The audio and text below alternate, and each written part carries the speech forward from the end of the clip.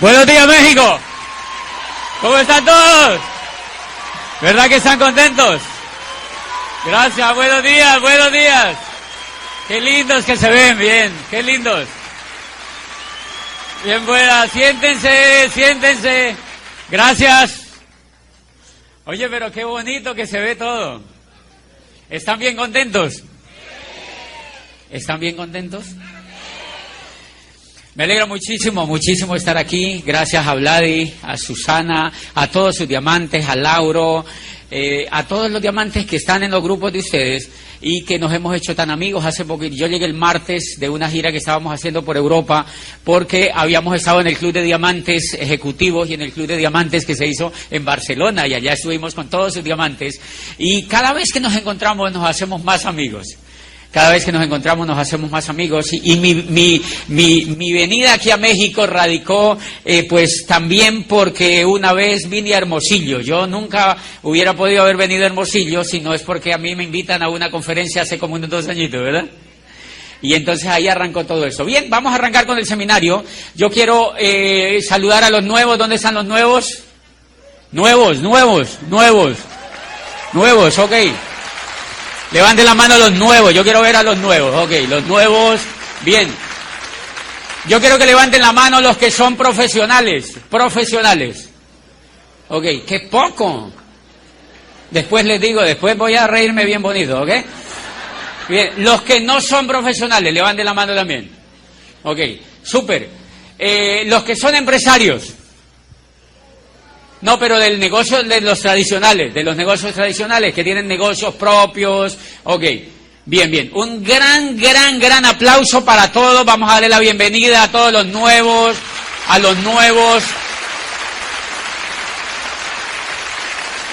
Bien. Y por último le vamos a dar un aplauso a los nuevones.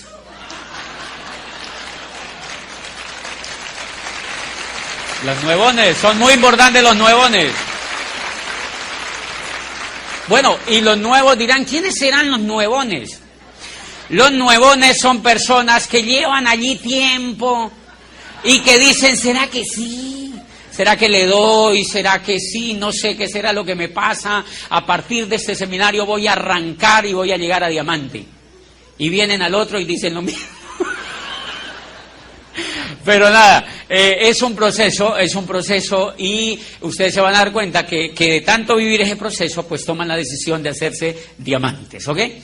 Yo amo mucho venir a México. Ahora en el carro que venían los hosts me preguntaban que qué era lo que más me gustaba a mí de este negocio. Y yo le decía, lo que más me gusta de este negocio es la gente. La gente, porque este negocio se compone ¿de qué? De gente. La materia prima, lo más importante que tiene el negocio es la gente que entra al negocio. Martín, ¿cómo estás? Toda la gente que entra al negocio es la gente que nos hace felices. Y yo cada que vengo a México pues es bien bonito porque la gente, qué gente tan alegre, qué gente tan encendida, qué gente tan alegre. Y cuando voy a los Estados Unidos, adivinen de dónde es la mayor parte de la gente que va allá a esos auditorios. De México. Y uno le pregunta a la gente, ¿de dónde? Dice, de México, para variar. Toda la gente de México. Y pues me gusta mucho la gente de México. Y qué comida que tienen aquí en México, ¿verdad? Qué comida tan variada, es impresionante. Yo les cuento que una vez vine a Mérida, y era tan variada la comida. Fuimos con Vladimir y Susana y algunos líderes ahí a comer después de la convención y comí tantas cosas sabrosas y tan variadas que casi fallezco. El último día de la convención casi no puedo salir de México. Nadie se enteró porque yo no le conté a nadie, pero estuve muy enfermo, tanto que tuvimos que llamar al médico del hotel. Y es increíble, el médico del hotel me vio y dijo, apenas me vio, me dijo, ¿qué síntomas tiene? Yo creí que iba a llegar con el cura de una vez. Y me vio los síntomas y me dijo, no, esa es la venganza de Montezuma. Qué malos son ustedes con los que lo visitan. Pero bien, cosas bellísimas que tienen aquí en México. Bien, yo quiero un poquito hablar a los nuevos, las personas nuevas, los profesionales y los que no lo son. Los que no han ido, digamos, a la educación tradicional, no se preocupen. No se preocupen, los que han hecho profesiones, los que tienen trabajos, los que son doctores, los que son abogados, los que tienen todos estos tipos de oficios, este negocio es para ustedes, este negocio es para ustedes, es para todos, por una sencilla razón. Miren, yo no quiero que les pase a ustedes lo que me pasó a mí hace 15 años, a mí me invitaron al negocio. 15 años. Cuando el negocio acababa de llegar a Colombia, a mí me invitaron a que yo entrara al negocio, yo entré al negocio. Pero tuve, digamos, el inconveniente de que no me puse de manera seria a examinar la información del negocio. No me dieron información del negocio, o quizá yo no fui lo suficientemente juicioso para decirle a la persona que me invitó que me diera información del negocio. Entonces, para muchos de ustedes, para los nuevos, para los que están aquí reencauchados o reinsertados en el negocio, o los que vienen, digamos, en un proceso que no les ha permitido calificarse todavía, puede ser bien importante este seminario, porque cuando yo ingreso al negocio, yo no tengo contacto con lo que hizo que yo hiciera el negocio de manera seria en la segunda etapa. A los 9 años volvieron y me invitaron al negocio. En la historia se van a dar cuenta, a los 9 años volvieron y me invitaron al negocio, y yo llevaba 9 años trabajando para otro, por idiota. Porque no fui capaz de pedir información correcta. Y miren lo que encontré en la segunda etapa cuando entró al negocio.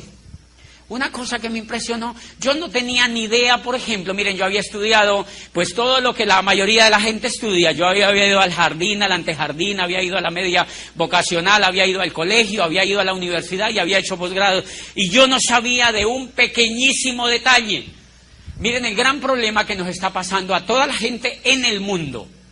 El gran problema que nos está pasando a toda la gente en el mundo, pero que a la vez se convierte en una oportunidad, es que a esta generación que nosotros, la gente que vivimos hoy, la era que vivimos hoy, la gente que estamos vivos hoy, nos tocó una cosa que no le tocó a los demás. Y yo quiero que ustedes entiendan ese mensaje en este seminario, o que traten de entenderlo, porque es lo más grueso que tiene el mensaje del negocio que ustedes están haciendo. ¿Cuál es ese mensaje? Es que miren, la gente que vivió antes que nosotros nació y se murió en la era industrial. Ellos nacieron y se murieron en la era industrial. La era industrial duró menos de 300 años. O sea que la gente que nos precedió a nosotros vivieron y murieron en la era industrial y no se dieron cuenta de más. Los abuelos, los tatarabuelos y las generaciones pasadas vivieron y murieron en una era que duró 10.000 años. La era agrícola. La era agrícola duró 10.000 años. Y la era que le siguió a la era agrícola, que fue la era industrial, se desmoronó en menos de 300 años. Y adivine a quién le tocó el desmoronamiento. A nosotros. A nosotros nos tocó el desmoronamiento de la era industrial. Y a nosotros nos tocó vivir una cosa. Yo había estudiado esos 25 años y yo estaba convencido que no estaba pasando nada. Hasta que entré a este negocio y leí una cosa que me impactó. El mundo ya ha asimilado la idea de que terminó la era industrial y de que entramos oficialmente en la era de la información. Dice, los negocios como General Motors y Ford Motor Company hacen parte de la era industrial. Las franquicias como Meo Box y McDonald's y todo lo que oímos de franquicias son la frontera entre la era industrial y la era de la información. Dice, y el mercadeo en red es la auténtica demostración del nacimiento de la era de la información. O sea que yo había hecho carreras y había estudiado, adivinen, para trabajar ¿en qué? En la era industrial. La era industrial se empezó a acabar en 1959. Y en 1991 yo ingreso a la Facultad de Derecho a estudiar Derecho para trabajar, adivinen qué era, en la era industrial. Y después uno dice que qué será lo que me pasa. Y después uno sale quejándose de que qué será lo que me pasa. ¿Qué es lo que ocurrió? Que el flujo del dinero cambió sencillamente. Antes estaba en la era agrícola, después el flujo de dinero está en la era industrial y ahora el flujo de dinero está en la era de la información. Pues señores invitados, hacer el negocio de Amway, hacer este tipo de negocios hoy en día no es opcional. Cuando yo empecé a leer esta información, yo lo que empecé a entender era que hacer este negocio no era opcional, sino que era una obligación. Porque si yo no hacía este negocio, hacía parte de una era que ya se estaba desmoronando, hacía parte de una era que ya se estaba acabando. Señores, no hay necesidad de que usted lo haga si no lo quiere hacer. Lo único que yo le digo es que si uno no hace un negocio de estos hoy en día, le va a pasar lo que le pasó a la gente cuando acabó la era agrícola, cuando la era agrícola chocó con la era industrial. Mucha gente se quedó en la era agrícola y hay todavía gente que vive en la era agrícola. ¿Quién los va a regañar? Nadie, pero la pasan qué mal. Qué mal que la pasan. Porque se quedaron en la era agrícola. Y cuando yo digo era agrícola, no estoy hablando de la agricultura industrializada. Los que se adaptaron fueron aquellos que industrializaron la agricultura. Pero el pequeño campesino que se quedó en la tierra, se quedó con el esquema de la era agrícola, y a mal que la pasa, esa persona es muy difícil que pueda salir adelante, porque ya se le pasaron dos eras. La era agrícola, se le pasó por la era industrial, y ahora ya está en la tercera era, que es la era de la información. Este negocio me hizo descubrir esa información. Estaba al porta de hacer un negocio que estaba en la era de la información y yo no sabía, claro, cómo iba yo a tener resultados financieros importantes, cómo iba yo a tener un desarrollo profesional importante si estaba equivocado de era. Número uno. Y número dos, quiero que entiendan una cosa, que para que ustedes los nuevos y los no tan nuevos tomen decisiones de por qué correr el negocio, se tienen que hacer profesionales en el negocio. Se tienen que hacer profesionales en el negocio. Y quiero que descubran hoy una cosa importante, y es que el negocio de Amway, cuando usted le cuenta el negocio a una persona, la gente cree que nosotros le hablamos de un negocio de productos. ¿Se han dado cuenta? La mayoría de la gente cuando conoce el negocio de Amway cree que nosotros le estamos hablando de un negocio de productos. Y la gran mayoría de la gente reacciona de manera rápida diciendo que no les interesa, porque muchas veces nosotros comunicamos mal ese proyecto.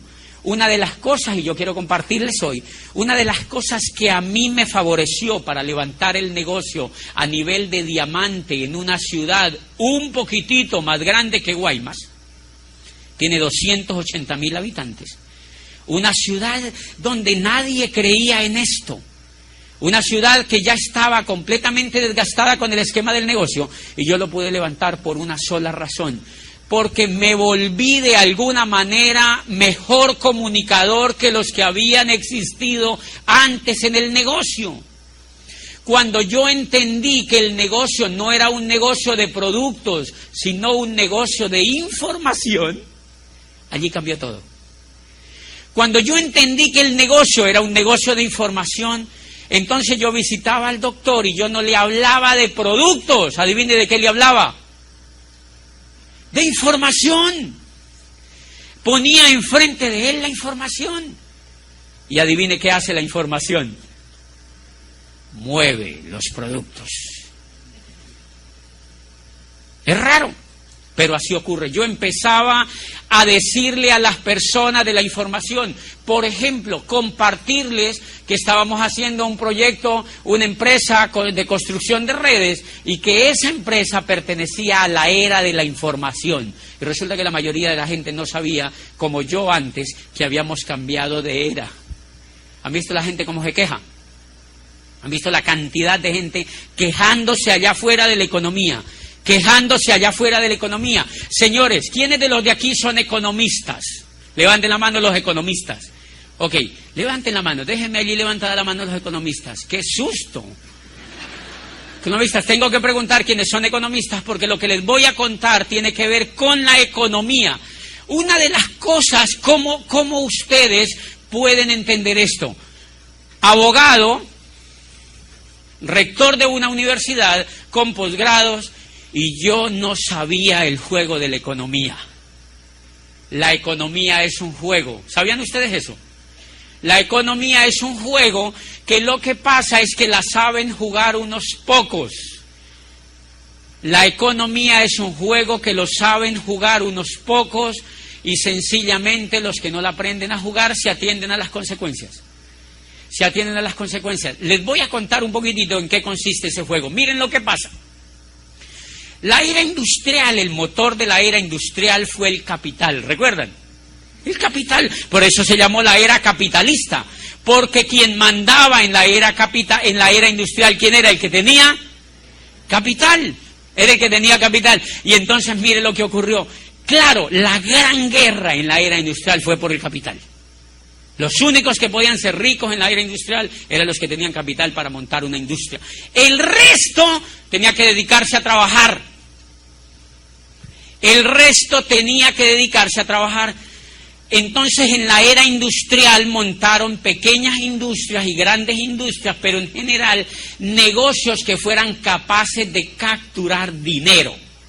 Porque el papel, la ley de la era el capital. El que tuviera capital tenía poder. Y entonces hubo algunas personas que entendieron la forma de ganar capital y otras no lo entendieron ni nunca lo quisieron aprender. Dentro de esos, los economistas.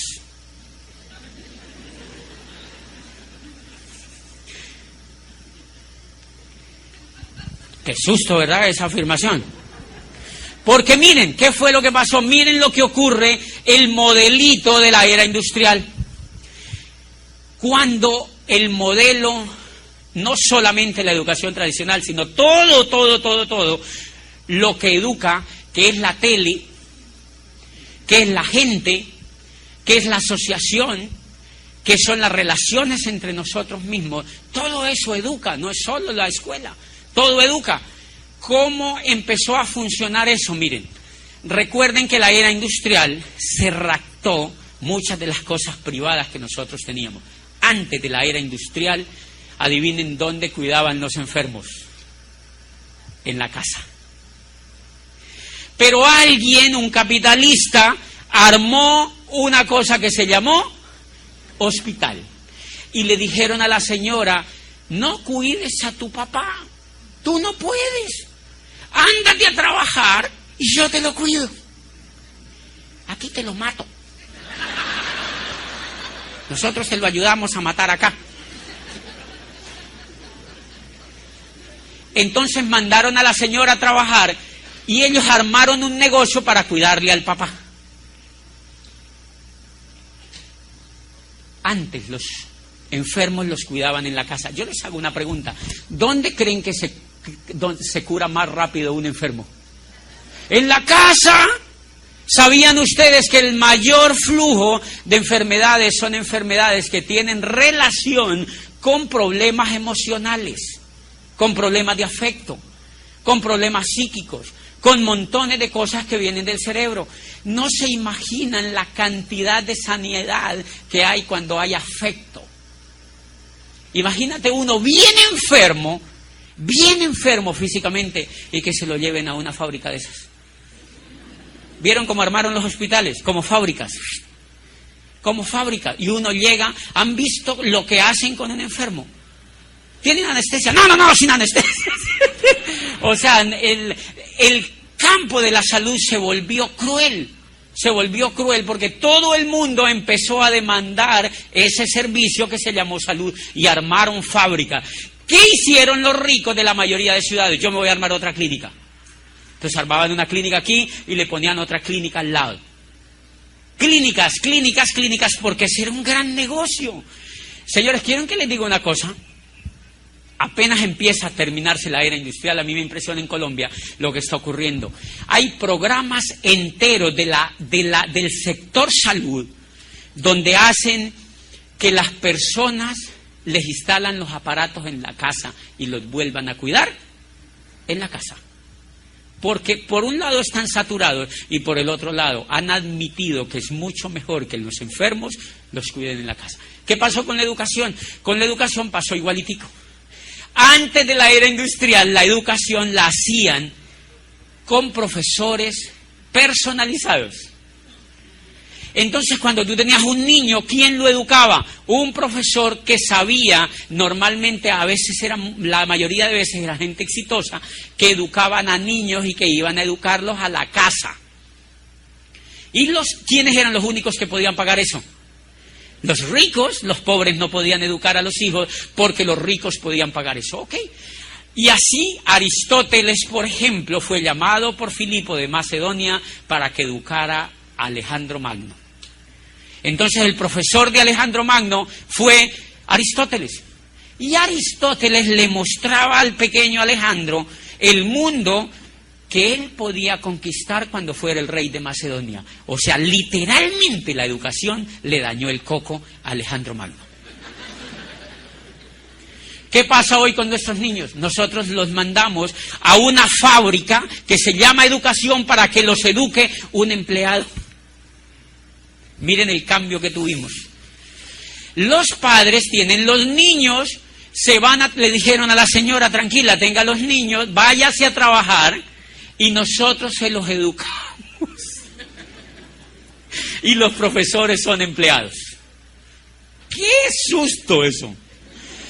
Los profesores son empleados, entonces ese empleado no tiene la capacidad de dañarle el coco al niño. Porque el empleo, señores, fue el estadio en el que evolucionó la esclavitud. Qué pena, pero así fue. Yo por eso dejé eso hace rato. El empleo fue la evolución de la esclavitud.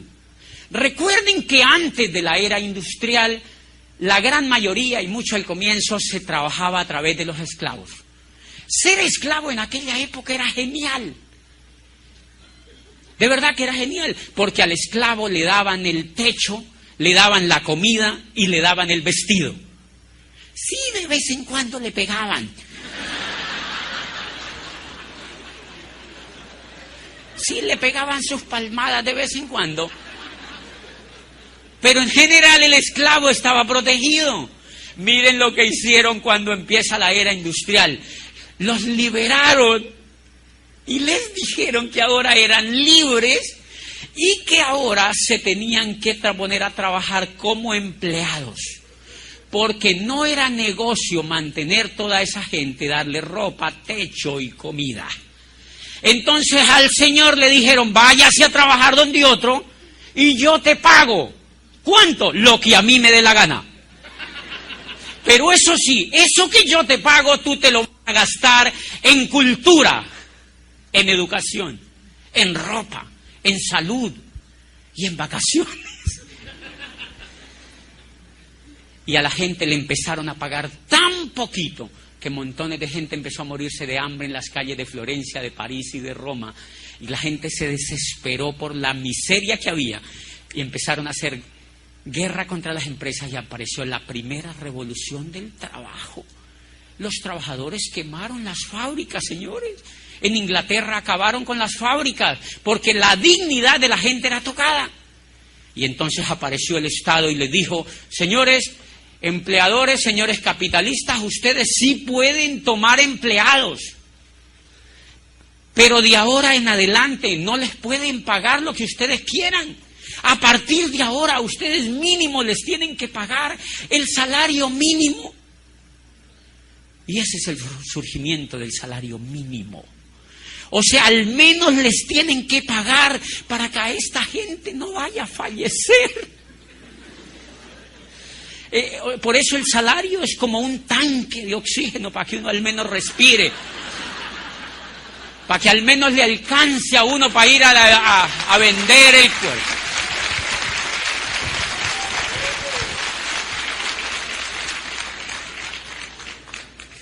Por eso el salario mínimo fue tan bajo. Y les pusieron otra condición. Número 1, le van a pagar el salario mínimo. Número 2, no les pueden pegar. Por eso es que a uno como empleado no le pegan. Si les pegan, denuncien. Eso no se puede hacer. Por eso como empleado a uno no le pegan. ¿Cómo le empezaron a pegar? Emocionalmente, ya no le pegan físicamente. Les pegan emocionalmente, le dicen, señor José Bobadilla, si usted no rinde y no hace lo que yo le diga, hay 5,000 salchichas allá afuera esperando por su puesto. ¿Y uno qué hace? Sí, señor. Por una sencilla razón, porque a nosotros nos educaron para que siguiéramos siendo esclavos. El modelo educativo tradicional que armó la era industrial fue un modelo educativo armado para mantener a la gente en la esclavitud. Lo que pasa es que la gente no se dio cuenta. Ahora ya el esclavista no fue un señor, sino una cosa que se llamó dinero. El esclavista ya no fue un señor determinado, sino una cosa que se inventaron comenzando la era industrial, que nació en Florencia renacentista y que nació en la Italia del Renacimiento, y fue el poder del dinero y el poder de la deuda para humillar a la gente y para esclavizarla. Y entonces arrancó el juego. ¿Cómo arrancó el juego? El rico montó su salchichería para educar a los niños, así como el otro inventó la clínica para curarte el enfermo. Bien, y el niño entonces lo mandamos a ese sitio. ¿Quién nos lo educa? Un empleado. ¿Ese empleado es un soñador? No, que va, ese empleado le da el sueño. Uno va y ve a esos profesores. ¿A qué horas marcarán las 6 para salir corriendo de aquí? Señores, porque allí no hay soñadores. Si ustedes van a cualquier modelo educativo tradicional, ustedes allí no encuentran soñadores, porque son empleados. Los empleados están educados para no soñar. Los empleados están educados para no rebelarse. Los empleados fueron educados para no romper el molde. Entonces el papá manda a su niño a ese establecimiento y empieza a pagar. Normalmente el papá es empleado. Manda a su hijo a que se lo eduque, un empleado. Él trabaja para otro. El profesor también. ¡Qué cuadro más lindo! El papá trabaja para otro, el profesor también, y ahí hacen equipo. Y el papá manda a su hijo, despiertan estos niños a las 5 de la mañana, los mandan a estudiar. El niño no quiere ir, porque el niño chiquito, adivinen qué quiere hacer. Dormir. Porque en la etapa de cuando uno está chiquito, lo que se le desarrolla es el cerebro. Y en cambio esta educación puso a los papás a que se madruguen, los bañen, le den unas palmadas en las nalgas y le digan, se va a estudiar. ¿Por qué, papi? No quiero ir. Porque yo quiero que seas como yo. No.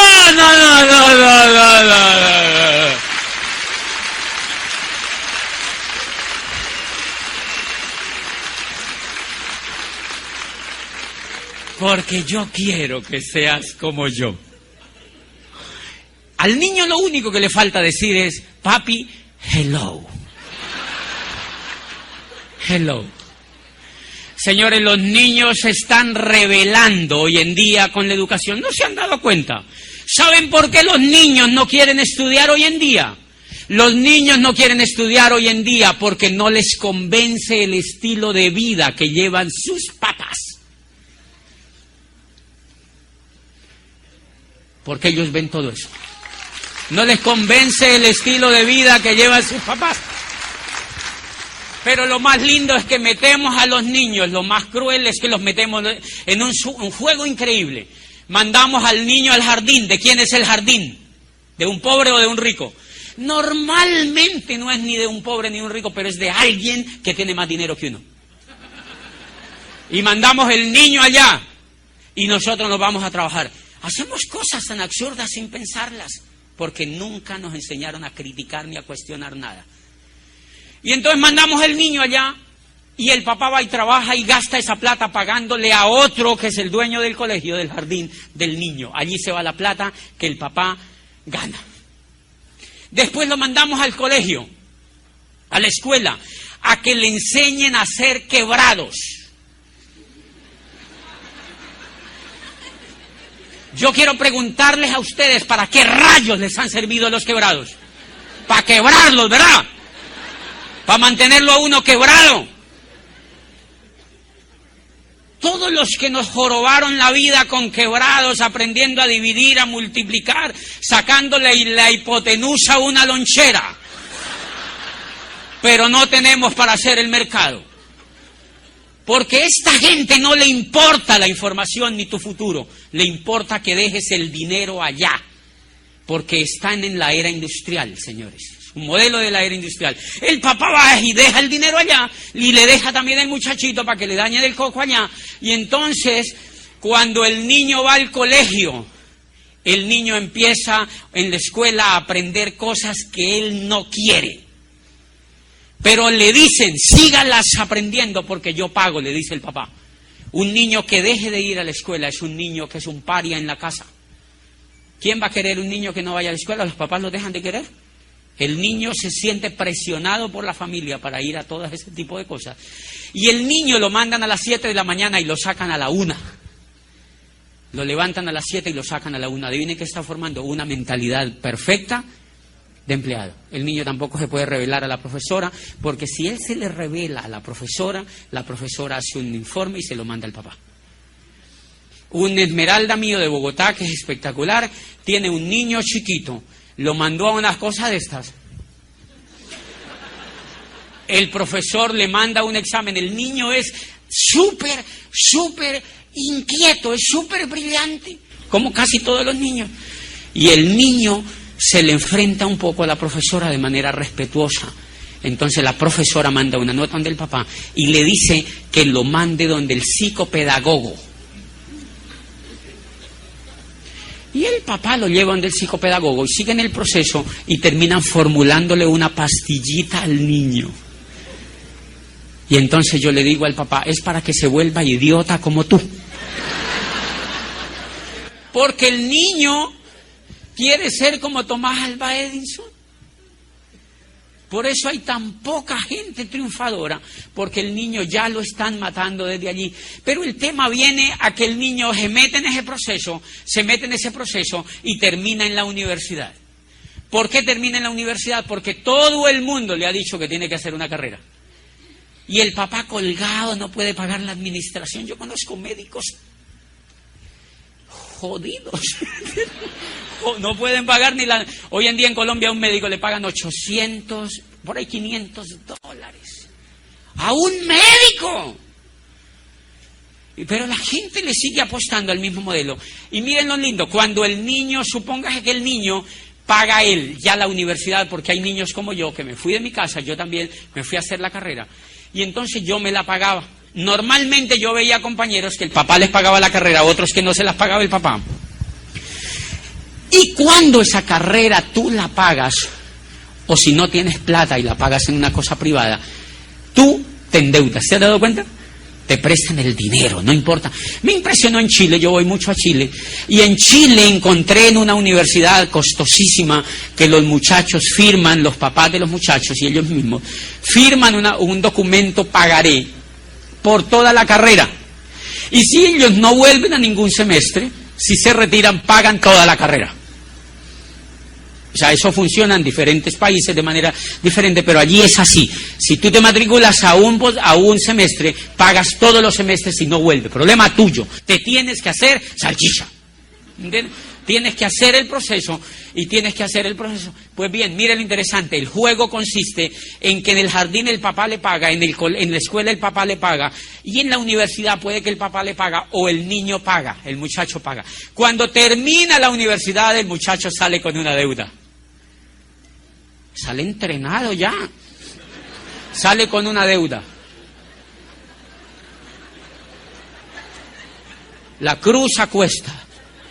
Pero profesional. Y uno sale con una deuda. Ok. Lo mantienen dentro del sistema 20 años para darle una licencia para que se vaya a trabajar para otro. Y no nos damos cuenta de la crueldad del sistema. 20 años ahí adentro para darle una licencia para que se vaya a trabajar para otro. Yo recuerdo que cuando graduábamos gente en la universidad, yo era rector. ¡Qué cruel fui! Y se subía la gente a este escenario, los muchachos a graduarse. Yo no había leído lo que he leído hoy con este negocio. Y la gente, nosotros la graduábamos, le dábamos una palmada en la espalda y le decíamos, vayan a ver qué consiguen. Y uno se quedaba como haciendo así allá atrás, porque normalmente estos muchachos vuelven donde el papá y le dice, papá, no hay nada. Porque están entrenados para un modelo que ya no es competitivo. El muchacho entonces sale con una cruz a cuesta, con la primera deuda, y lo mandan a ver qué consigue. ¿Qué va a buscar el muchacho? Trabajo. A él no se le ocurre generar riqueza, sino que se le ocurre conseguir trabajo. Uno dice, y con esa cabezota que tiene, es increíble, se les ocurre buscar trabajo, y se van a buscar trabajo, porque ellos se han dado cuenta que el papá trabaja, que la profesora trabaja, que todo el mundo en el entorno trabaja, y que normalmente son empleados. Él se va a buscar trabajo, perfecto, va y consigue trabajo. ¿Quién le da el trabajo? ¿Un rico o un pobre? ¿Un rico? Los pobres no dan trabajo. El rico le da un trabajo a ese muchacho y el muchacho se emplea. Y entonces el rico se asegura de pagarle lo menos posible para que ese muchacho jamás se haga rico. Le paga poco. Le paga poco. Y el muchacho empieza a cobrarle a la empresa. Le llega su sueldo mensual. Y el muchacho tiene un sistema educativo que es increíble, y es que él llega a la casa en las noches a ver televisión. Normalmente los papás ya lo echan porque ya tiene trabajo. O él se va de la casa y se va a alquilar un departamento para él. ¿De quién es el departamento? De otro rico. Le pagaron a la universidad de un rico, salió con una deuda, él salió entrenado para trabajar en la escuela, en la empresa de un rico. No tiene dónde vivir, no tiene plata para comprar, entonces alquila el apartamento de un rico. Y como él ya tiene plata, entonces sale al centro comercial y ve plasma, Samsung, Sony, ¡guau! ¡Qué plasmas tan grandes! Y se compra el más grande.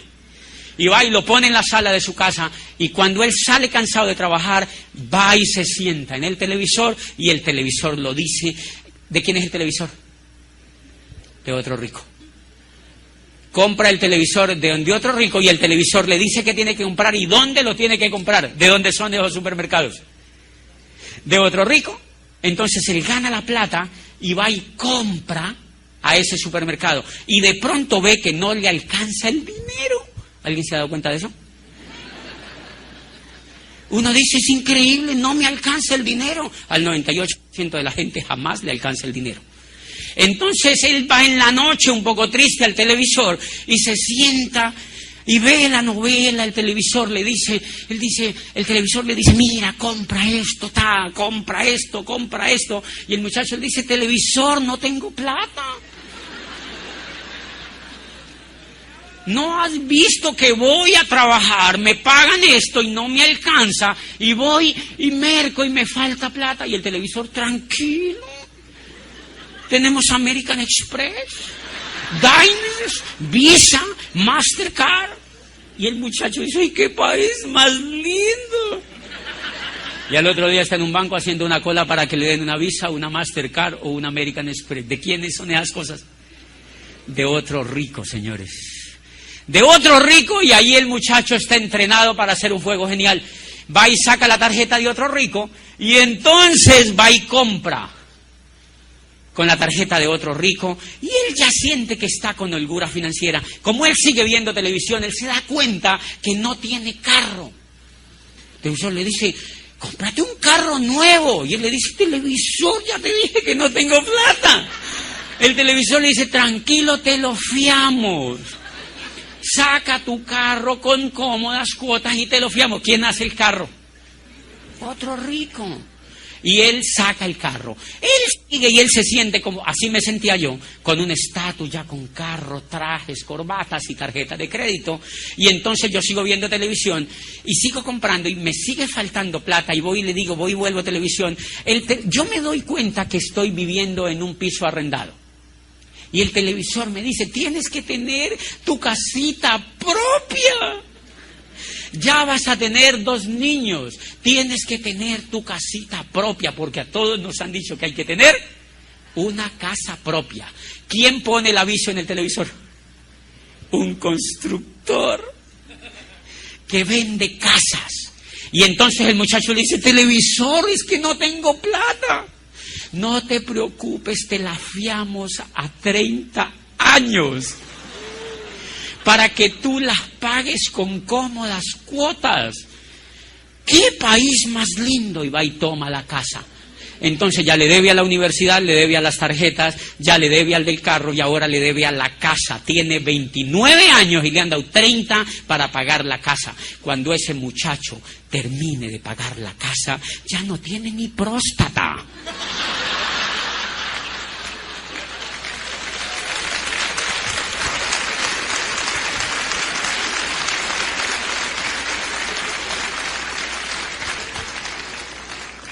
¿Se dan cuenta cómo es el juego?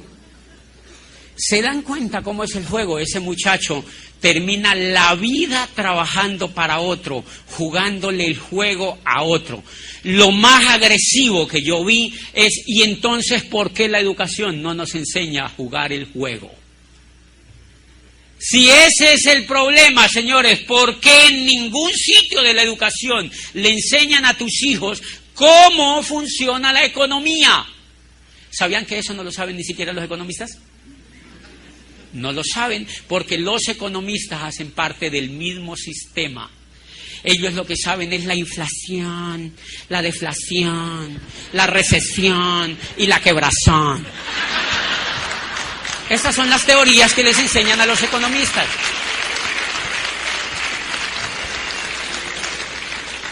Pero jamás le han dicho a esta gente que esa cosa que se llama economía es un juego, que alguien lo manipula, que alguien lo maneja, y ese juego se llama economía. ¿Cuán caro nos cuesta que no nos enseñen a manejar el juego de la economía desde la educación, señores?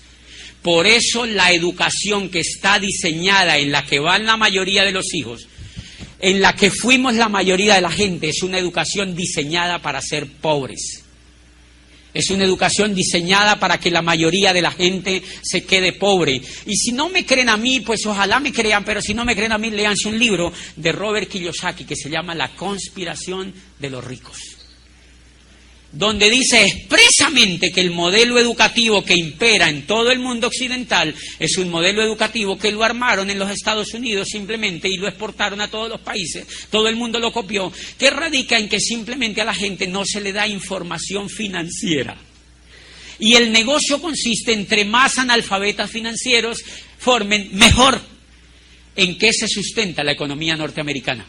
¿En la deuda? Miren los informes, sale el presidente, dice: la gente está consumiendo un poco más y el crédito se ha disparado. O sea, la gente sigue siendo idiota.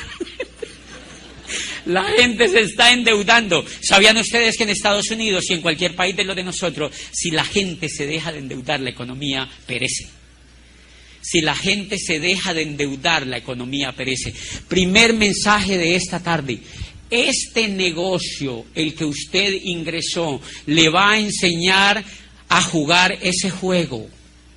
le va a enseñar a jugar ese juego y se lo va a enseñar a jugar mediante audios, mediante libros, mediante CDs, se lo va a enseñar a jugar mediante convenciones, se lo va a enseñar a jugar mediante la asociación. Y eso fue lo que yo descubrí cuando ingresé a este negocio. Señores, en 4 años con este negocio, yo empecé a manejar el juego. Empecé a manejar el juego. Antes, cuando yo iba a mi cuenta, me deprimía. Ahora, cuando me deprimo, voy a mi cuenta. Porque aprendí a manejar el juego. Porque aprendí a manejar el juego, señores. Antes me faltaba siempre dinero. Cuando empecé a construir este negocio es fantástico. Cuando lo empecé a construir de manera profesional, empezó a ocurrir una cosa increíble que a la mayoría de la gente no le ocurre, y es que le sobra el dinero. Te gastas lo que necesitas y el dinero te empieza a sobrar y entras en el segundo problema. ¿Y ahora yo qué hago con esto?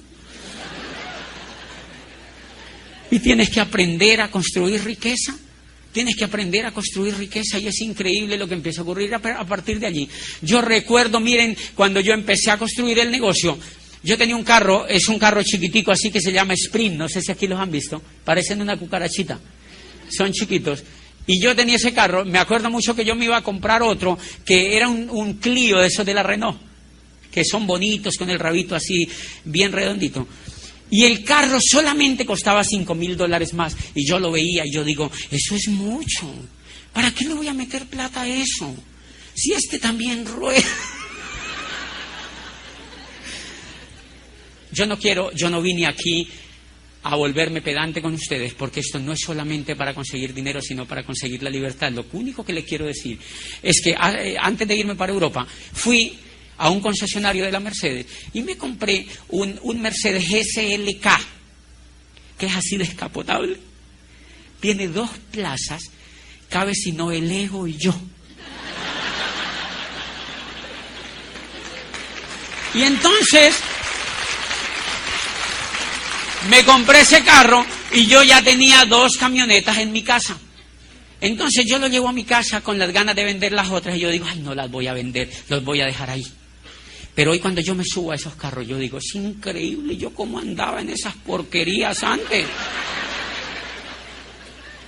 ¿Cómo andaba yo en esas porquerías que casi se veía la tierra desde el carro? ¿Qué cambió? La relación que tenía con la economía. La relación que tenía con la economía. Señores, fundamental, este negocio se hace para generar libertad. Este negocio se hace para generar libertad. Una vez un ser humano empieza a generar libertad, ese ser humano empieza a humanizarse y ese ser humano empieza a ser más feliz. Es increíble la felicidad que yo estoy en este negocio. Se ha incrementado en un índice impresionante desde que empecé a entender que el control del juego lo tenía yo. Y es increíble lo que pasa. Edúquense en el negocio, porque las crisis que vienen van a ser aterradoras. La era industrial, como nos tocó el cruce de la terminación de la era industrial y el nacimiento de la era de la información, el empleo cada vez va a ser más degenerado.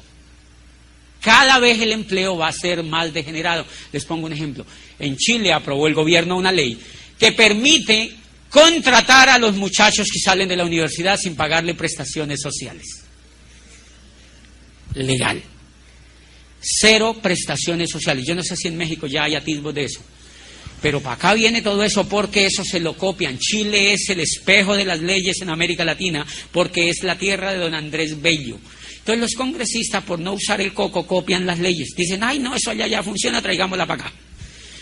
Normalmente eso lo empiezan a copiar y en Colombia lo copiaron, ya está en Colombia y lo usan a través de cooperativas.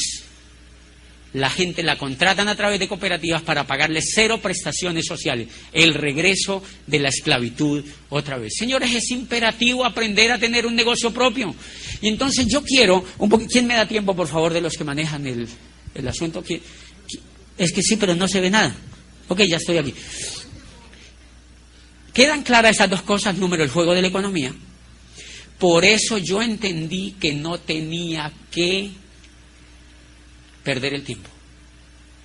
Por eso yo cuando veo gente que está haciendo el negocio, yo le digo, ¿en qué vas? Y dicen, no, ahí probándole. ahí intentando, le digo, él no ha entendido. Mi no entender. Esta persona no ha entendido. Y yo quiero que anoten una cosa, pero yo se la voy a explicar porque me da susto que ustedes no se la lleven de granada. El negocio de Amway no tiene nada que ver con vender. Qué susto, ¿no? Ustedes han notado que la mayoría de la gente allá afuera dice, ay, no, a mí no me gusta vender productos. Ese es el quiz de todo el negocio. La gente cree, sí, el señor es un abogado prestigioso y está así todo bonito en la oficina y yo voy y le muestro y dice, ay, ¿yo cómo voy a poner a vender los tarros? Le da susto, porque él ve la visión que tiene del negocio, él cree que es para vender productos. Señores, el negocio no tiene nada que ver con vender, el negocio tiene que ver con entender.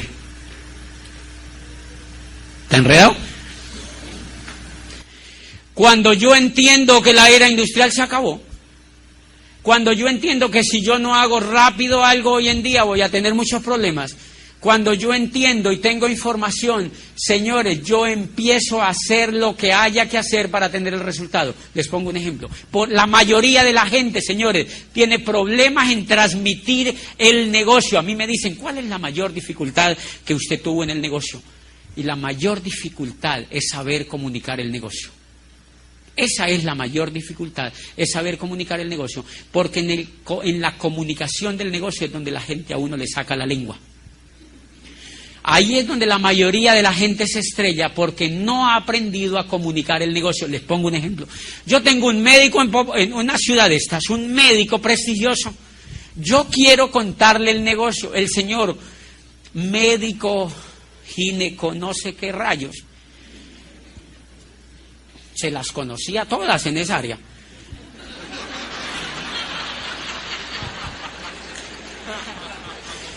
Un médico prestigiosísimo. Y le voy y le cuento el negocio. Y me dice, no me interesa ese negocio de vender esos productos de Amway. Yo le digo, ¿quién te dijo que eso era eso? Me dijo, sí, yo sé que eso es para vender. No tiene nada que ver con eso, le dije yo así. Yo le garantizo que no tiene nada que ver con eso. Me dice, ¿en serio? Sí. Dijo, ok, entonces sí me interesa. Yo le dije, mira, hagamos una cosa, regístrese y le contamos el negocio de Amway. ¿Sabe qué tiene que ver? El negocio de Amway tiene que ver con construir una organización. Si el señor es un médico prestigioso y él cree que el negocio es vender productos, ¿él se emociona o no se emociona? Él no se emociona, pero si yo le digo a él que vamos a construir una organización, el señor dice, ay, ese médico me dijo, eso sí me gusta. Y no tengo que vender nada. Le dije, nada es nada, jurado con la Biblia. Nada. Me dijo, ok, me interesa. Dame una lista de tus mejores amigos, no me vaya a dar babosos. Tienes que darme una lista de gente que tú admires y respetes, de gente triunfadora. Me dijo, tengo montones, colegas, pasa para acá eso. Y yo empecé a sacarle la lista. Le dejé claro eso. Yo lo supe contactar, le quité ese miedo que tenía y le saqué una lista. Y le digo, ¿cómo se llama el primero? Y me dice, Mariano Ospina Castro. ¿Qué hace? Es un ginecólogo también, no sé qué, dame el celular. Otro, María la Bandida. Otro, no sé qué, Napoleón. Dame otro. Julián Lanchero, dame otro. Y me daba, y yo me sentía como ordeñando una vaca.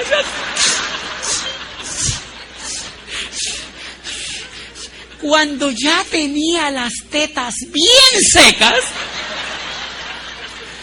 me dijo, no tengo más. Yo vi a ese pobre hombre ya a tiro de desmayar. Me dio todos los contactos. Ya, ese momento, señores, es sagrado en este negocio. ¿Ustedes saben cuánto vale una lista de esas?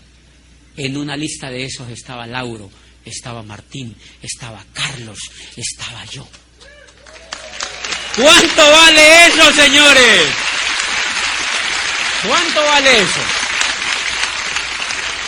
¿Qué pasa si yo no entiendo todavía? Le digo al médico, no. Si a usted no le gusta vender, esto no es para usted. Ay, no. Hello. Señores, usted se tiene que haber leído un libro que se llama Cómo ganar amigos e influir sobre las personas. Y en el libro dice, haga lo que el otro quiere. Dígale al otro lo que el otro quiere. Yo cuando le veo la carota a ese médico, yo dije, le está paniqueando con el tema de los productos y le dejé claro que no tenía que vender. Le quito el miedo y le descubro que lo que él sí quería era una organización. Le saco la leche con la lista y me voy con la lista. Y fui y le contacté a unas personas, a otro. Y me dijo, eso me gusta. Y Juan Carlos entró, le dije sí. Y está feliz. ¡Mentiras! ¡Mentiras! Y le saqué el otro y ese tipo me pagó. Entró. Me dijo, eso me interesa. ¿En serio Juan Carlos entró? Le dije, sí, es más trombo, entró. Fui y le dije, Juan Carlos, tu amigo entró. ¿En serio entró Rubiano? Sí, está feliz. Necesito hacerte tu registro porque si no te quedas por fuera. Y me dijo, sí, hagámoslo. Se bajan los pantalones de una vez, ¿sí me entiendes?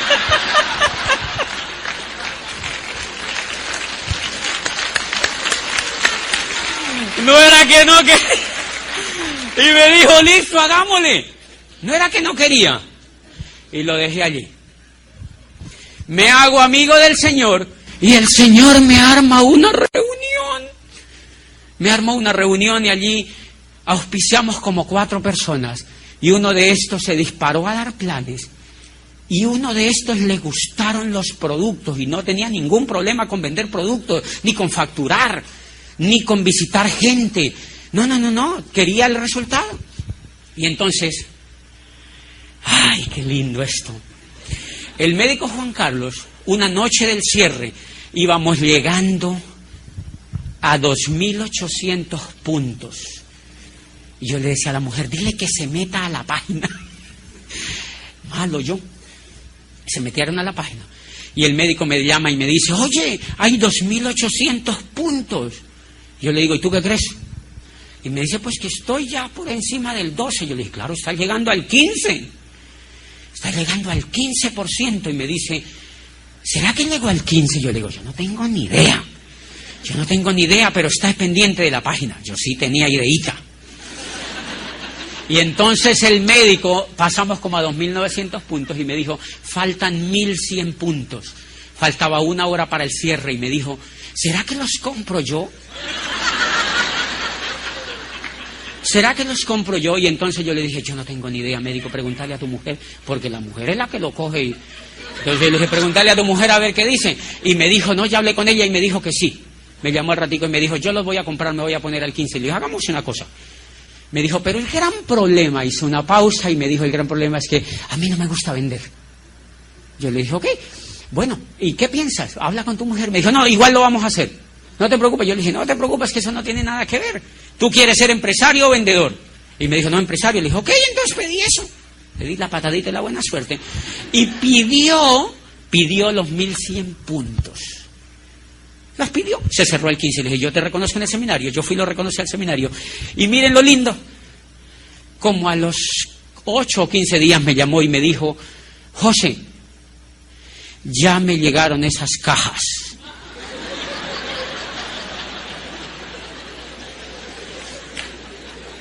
No sé qué hacer con esos productos. Mi mujer ya me empezó a dar cantaleta con eso. Usted sabe que a mí no me gusta vender, a mí no me queda tiempo. Yo le dije, ok, no te preocupes, déjame que yo voy para tu casa. ¿Tú en qué piso vives? Y me dije, yo vivo en el piso 23. Le dije, ok. ¿Tú tienes ventanas grandes allí en ese edificio? Y me dijo, sí. Yo le dije, ok. Entonces vas a coger las cajas que te llegaron, ponlas enfrente de la ventana, destápalas y empieza a mandar por las ventanas GLOC, betacaroteno, Disdrol, omega 3, esponjillas, mándalas por la ventana. Ojo, no vas a matar a alguien con esos arroz, ¿no? Hizo una pausa y me dijo, ¿cómo los voy a botar? ¿No ve que me costaron como más de $2,000? Yo le dije, entonces, ¿qué tal si los vende? Y dijo,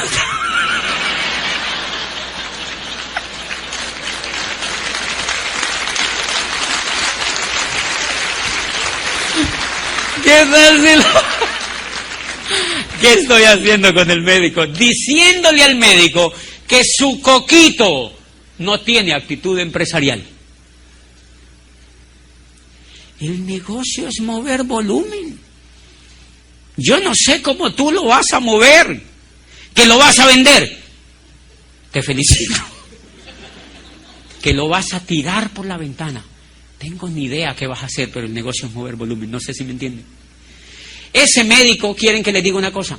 El siguiente, yo empecé a trabajar más el grupo. Es una de las patas mías de ejecutivo. Es una de las patas mías de ejecutivo. Yo seguí trabajando el grupo y al otro cierre le dije, médico, tienes que estar en la jugada, porque si no te toca zumbarte otros 2.000.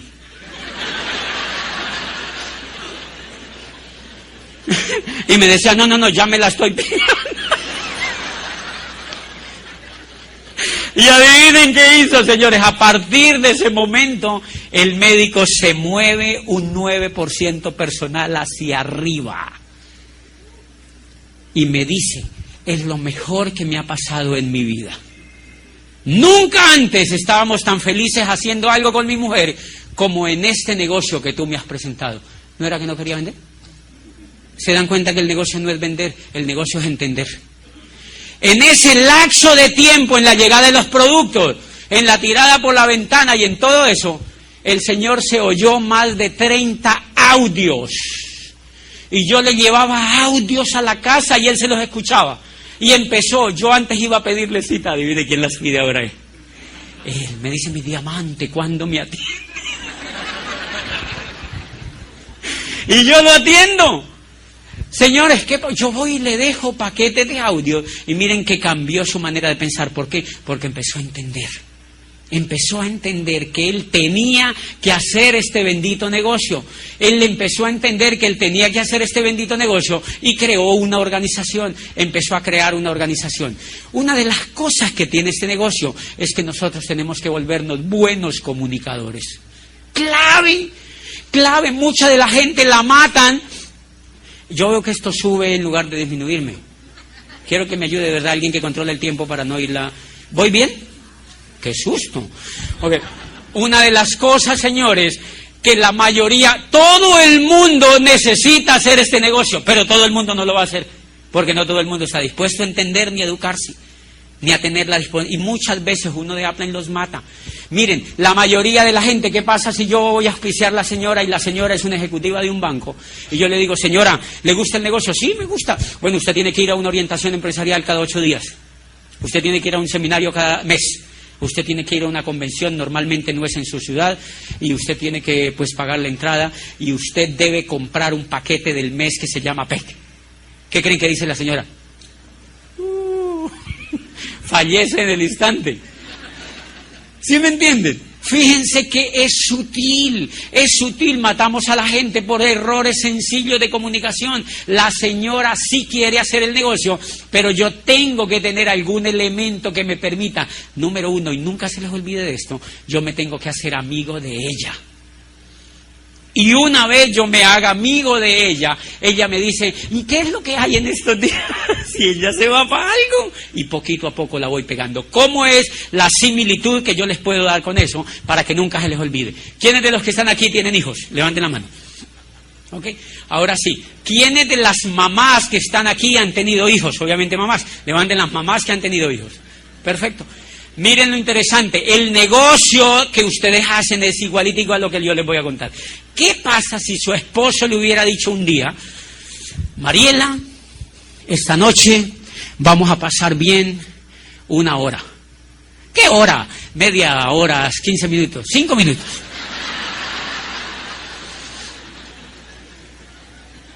Pero yo no he dicho haciendo qué. Mariela, vamos a pasar bien ese tiempo. Después, tú vas a empezar a sentir mareos. Al otro día, en la semana, vas a empezar a sentir mareos. Va a empezar a crecer dentro de tu vientre un bebé, un nuevo ser humano. Y tú vas a estar maluca desde allí, vas a tener problemas de salud. Tu vientre va a empezar a aumentar. Tus caderas se van a hinchar. las venas de las piernas se pueden brotar y tú puedes empezar a caminar así. No puedes comer todo lo que quieras porque no te puedes engordar, ni puedes tomar ningún medicamento así estés enferma porque puedes dañar el bebé que va por dentro. Te tienes que aguantar con eso 9 meses. Y al cabo de 9 meses hay 2 posibilidades. Número 1, te van a abrir el estómago con una navaja, te van a hacer una cesárea y te van a sacar un niño. Tu vientre nunca va a volver a ser igual porque te van a cortar el estómago. Y número 2, lo puedes tener de forma natural, que no es otra cosa que es más o menos la sensación como cogerse el labio y darle 3 vueltas así.